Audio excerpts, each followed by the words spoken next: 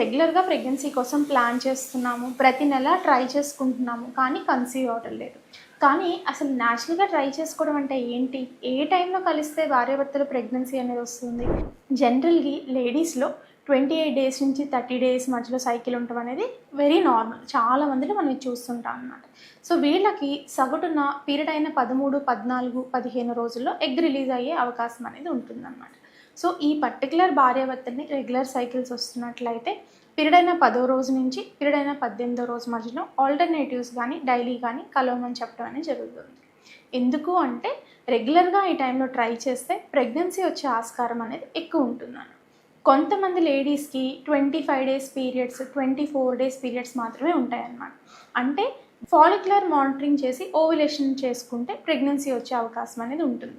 లేదు మేడం, మేము ఈ స్కాన్స్ అన్నీ వద్దు, ఇంట్లోనే మేము ట్రై చేయాలనుకుంటున్నాము అంటే వీళ్ళు 8వ రోజు నుంచి ఎల్హెచ్ కిట్స్ అని బయట అమ్ముతారు. ఈ ఎల్హెచ్ కిట్స్ని డైలీ ఒకటే టైంలో ఎర్లీ మార్నింగ్ అవర్స్లో ఎల్హెచ్ కిట్ ప్లాన్ చేసుకోవాలి.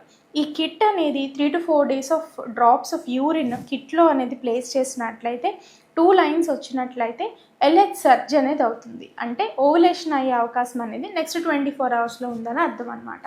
సో వీళ్ళు ఈ పద్ధతిలో ప్లాన్ చేసుకోవచ్చు.